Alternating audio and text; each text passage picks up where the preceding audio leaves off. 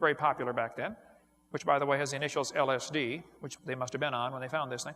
But the knee joint that was labeled Lucy's knee in National Geographic was actually found 1.5 miles away and 200 feet deeper.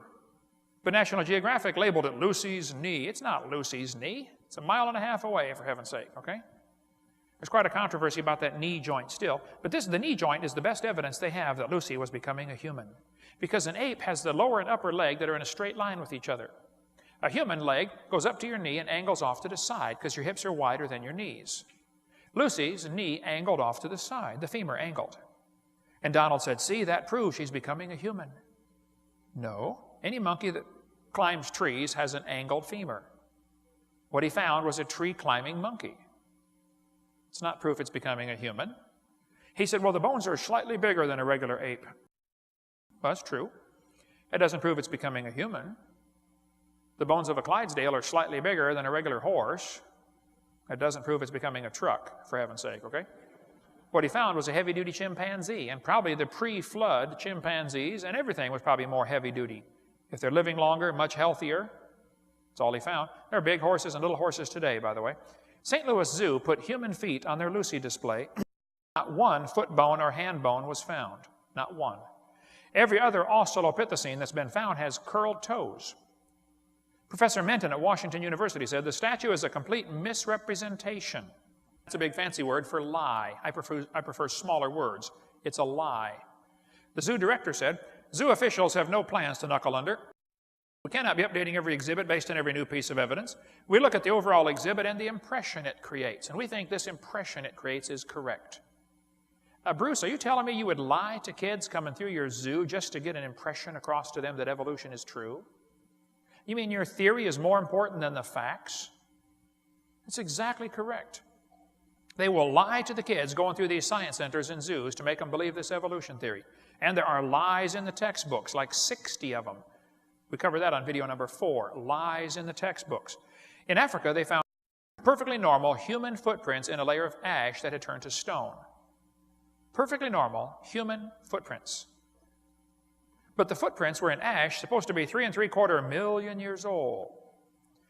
They studied the footprints and said, wow, these footprints are exactly the same as ours today. Russell Tuttle, University of Chicago, studied the footprints carefully. He went and found a place where people never wear shoes. They never wear shoes, ever. And he studied their footprints.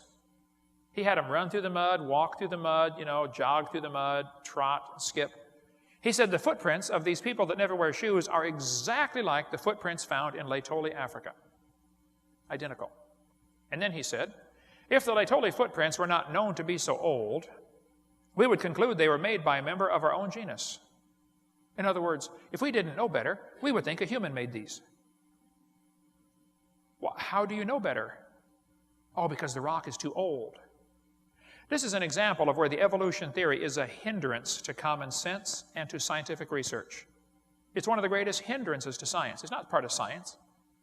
It's counterproductive to science.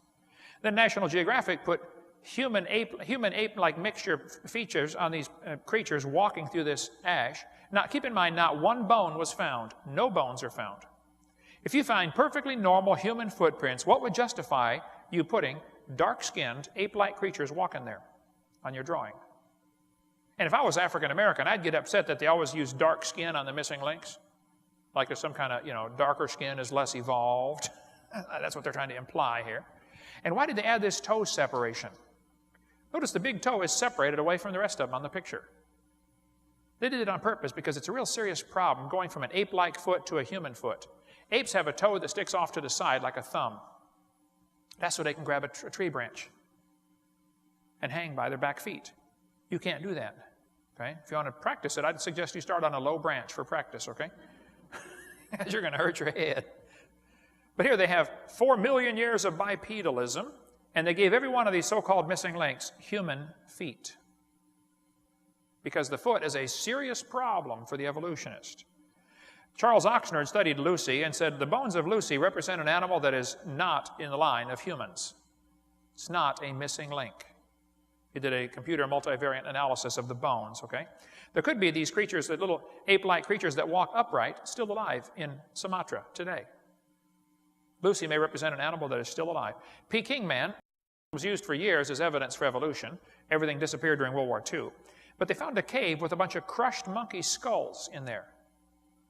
The skull had been smashed, and they found a bunch of human tools. And so some brilliant scientist said, wow, these monkeys are learning to make tools. Oh, and they're practicing on their head. Yeah, that's a good one. Let's keep that one right over here. Well, duh. They didn't tell anybody. They found 10 normal humans in the same cave, skeletons of humans. See, in some cultures, they like to eat monkey brains. You ever seen Indiana Jones? Mm-hmm. They just found a cave where they were eating monkeys. That's where they had their feasts or something. It's not a missing link. Homo erectus is still in the textbooks. Homo erectus used to be called Java man. Then they changed it to Pithecanthropus erectus and now called Homo erectus. It was found by Dr. Dubois, a Dutch anatomist, who went to Indonesia purposely to try to find missing links. He hired a bunch of prison convicts to go dig for him. He wasn't even there when they found it. What they found was an ape's skull cap, 3 human teeth, and a thigh bone found a year later 50 feet away. Dubois put them all together and said, we have a missing link here.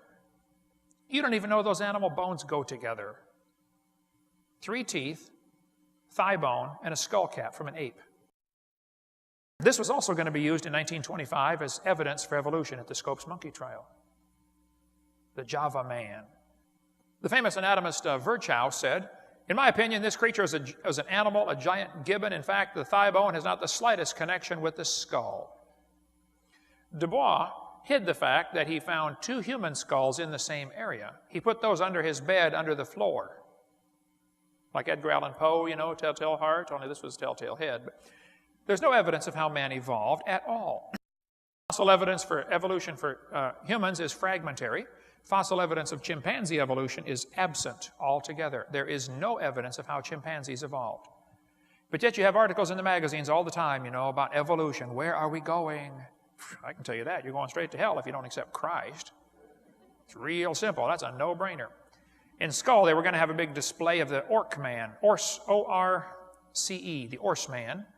They were going to have a big party for the Orse Man they discovered, until they discovered it's actually a piece of a skull fragment from a donkey 4 months old. That was going to be the missing link. A dolphin's rib had been labeled as human collarbone in the museum for a long time, until somebody said, oh, that's a dolphin's rib. That's not a human collarbone. The Hobbit was just found here in 2004. The Hobbit was a little bitty, tiny human, probably a result of secondary microcephaly dwarfism.